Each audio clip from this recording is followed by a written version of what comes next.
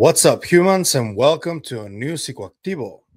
Happy Sunday, everybody. I was waiting for this response from Ross Coulthart. As you guys know, this whole past week has been a really vivid debate on whether the Tic-Tac from the 2004 Nimitz encounter was Lockheed Martin's technology or not. And Ross last week said this. I'm going to leave you with one thought today, Bryce. I now know categorically that the Tic-Tac is Lockheed Martin technology. That's very specific. He said Lockheed Martin technology. Categorically. Okay. And he knows categorically. The Tic-Tac is Lockheed Martin technology. Why are we being lied to? Okay. Keep that in mind because he just spoke today again. And he said something slightly different. I would guess that he's been talking to some of the sources that he has, and they told him that he was a little bit too categorical because it's just too specific. And making that assertion so harshly can get you in trouble because you eventually and sometimes have to walk back some of the comments you make. I think this is the case right now. I think Ross is slightly walking back some of the comments that he made, and he clarified what he meant. But he did say that categorically he believes the Tic-Tac from the 2004 Nimitz incident is Lockheed Martin technology. Now he's saying this. What I was told, and I'm reasonably sure that this is the case, is that the Tic-Tac was being operated by Lockheed Martin. And it's conceivable that that was being operated neuromeditatively, psionically by... See the difference? What changed? I don't know. But that does sound like one of his sources, at least, is the people at Skywatcher. And I think it's important to make this distinction because this is actually technology that already exists in the wild. You can buy some stuff on Amazon. And if you don't believe me, I'm going to show it to you. And I'm going to show you also an article from Defense One because it's really interesting. So he did walk it back a little bit, but he specifically said that he thinks Lockheed Martin was involved in the event and that this craft was being flown psionically, which is an interesting twist to this whole story. We already know that the Skywatcher folks claim this, that this is the case. If you guys don't remember, Bob Lazar in his account also claimed this way back in the late 80s, early 90s, that at least one of these craft were piloted through consciousness. That's what he said. So listen to Ross. By a human psionic, which is what I understand is the way that these retrieved non-human craft are being operated. It's not clear to me, though, whether this is a craft that was built by Lockheed Martin or whether it is Lockheed Martin testing the use of neuromeditative signaling, as our friends at Skywatcher call it, to operate one of these craft. I just can't answer that question specifically.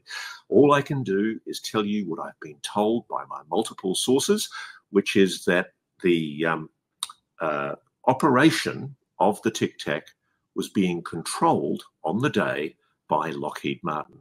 Now, I want to say here, let's be really clear about this, there is always the possibility that sources that talk to a journalist like me may be malign. They may indeed be running some kind of psyop. And of course, I've taken that into consideration in asking the question. The difficulty is I can't go into the detail for very obvious reasons about who these sources are and why I think so strongly that those sources are telling me the truth. And I can tell you there are a lot of people who are assuring me that I'm flat wrong. And that's fine, but let's have a discussion about this. Ross is correct here. We need to have this conversation. And the fact that he's the one who jump-started it, I think was brave. I do think that he was okay to walk this back a little bit. I am still suspicious that one of his sources is Dr. Greer. And I'll be honest with you. There are many things that, yeah, have come true that Dr. Greer already spoke about, but there's also a lot of noise always surrounding Dr. Greer. There's a lot of mysterious activity always surrounding Dr. Greer that I do not trust. So if he is one of Ross's sources, I would take what Greer says with a grain of salt, because there's something sketchy about the stuff that Dr. Greer does. And I'm sorry if this rubs some people the wrong way. That's the way that I've always thought. And I've heard from people who have dealt directly with him. And all of these people that I do trust, and I've told you this before, don't have a good experience with Dr. Greer.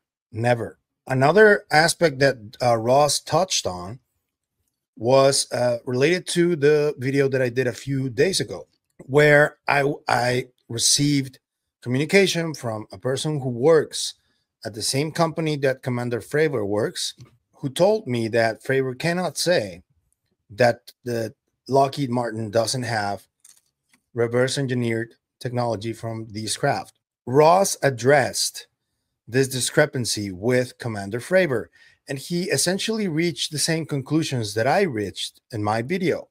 So let's show you that one. So here's Ross talking about Commander Fravor and his response to his comments last Sunday.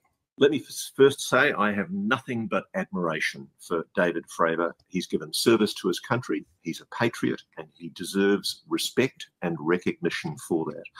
I'm not getting involved in a stoush with a person who's done so much honourably for his country.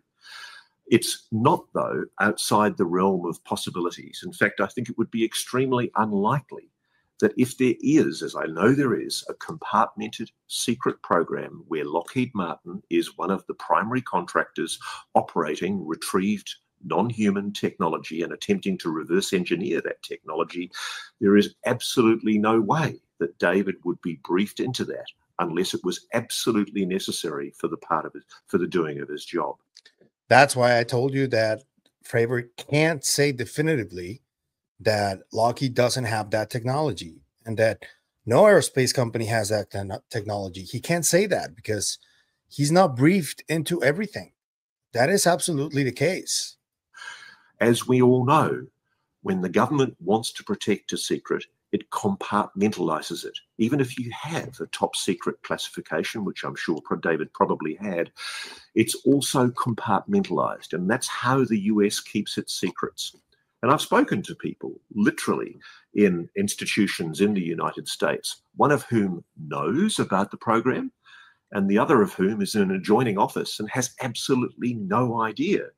I've had a situation where I've spoken to the head of a government agency that ought properly to have known about the legacy program. That head of a government agency was not informed about the fact that we are recovering non-human craft and attempting to reverse engineer that technology. A person 2 rungs down was the person that the legacy program was using to gatekeep inside that institution. It's really interesting how they compartmentalize all of this. And so absolutely no disrespect to David Fravor or my good friend Kevin Day, but they're good men. The simple fact is compartmentalization works. Yes, it does. And another thing that Ross said, which I also appreciate that he did, is that people seem to think that he said all Tic-Tacs are human-made. That's not the case. I've been speaking to people at Skywatcher. They think that both things could be happening. Ross also clarified that, so that was good on him to do that. But let me show you something about using consciousness or brain waves to pilot drones. So here it is. This post is from Rich Dolan, who was on my show a few weeks ago with former APRO investigator Alan Levine, who told us about this, which I found really fascinating. Even now, you can go on Amazon and you can buy a drone that you can control with your mind right now. Seriously? Seriously. Absolutely seriously. You have a little band you put on your head and you can fly the drone and you go right or left, whatever. Yeah, it's like $40. Yeah, I do too. I want to get one. This is technology that's been around since the 90s. It was developed by DARPA, which is over here in Berkeley, using your mind to control, mechanical things and stuff like that. With the UFO phenomenon, this goes one step further, and we don't have time to talk about it now, but regarding quantum physics and how that works, there is quite a scientific connection to how this operates and how you can fly a craft from Zeta Reticuli to the Earth without breaking, the light speed, the barrier.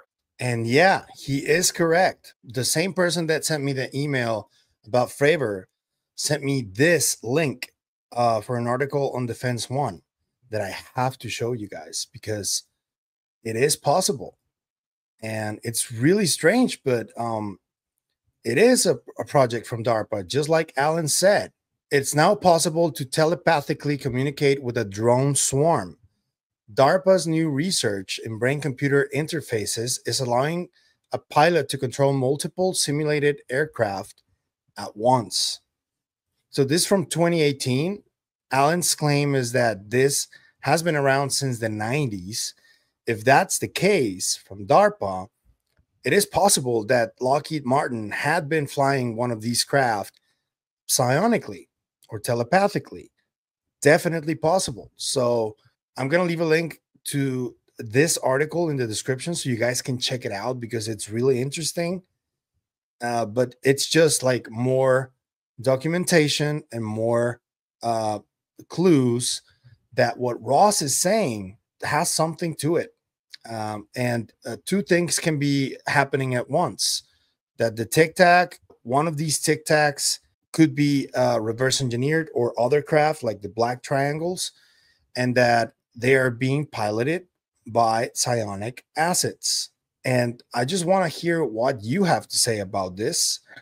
What do you have to say about Ross's apparent walkback on the comments? Because he did say it definitively last week, and now he's saying a little differently. So why do you think that happened? And what do you think about this technology that people can apparently go to Amazon and get one of these drones? That's really interesting. And I thought it was a nice connection there that I saw. And what do you think about Ross's comments about Commander Fraver and about this compartmentalization? Let me know in the comments. If you like the content you see, I'm going to ask you to like, share, comment, subscribe, and hit the bell icon. That's all you need to do in order to help us. And it is what helps us the most. So thank you. But if you want to support us in any other way, there's a few links down there you can choose from. You can also become a member on YouTube, or you can support us through KGRA. Every interview that I've done so far is on every single podcast platform, thanks to KGRA. So go check them out. That's it for me today on this video, but I'll see you guys in the next one. And remember, stay curious and inquisitive, like Megan Ourada, who didn't let Ross off the hook. Always. Bye.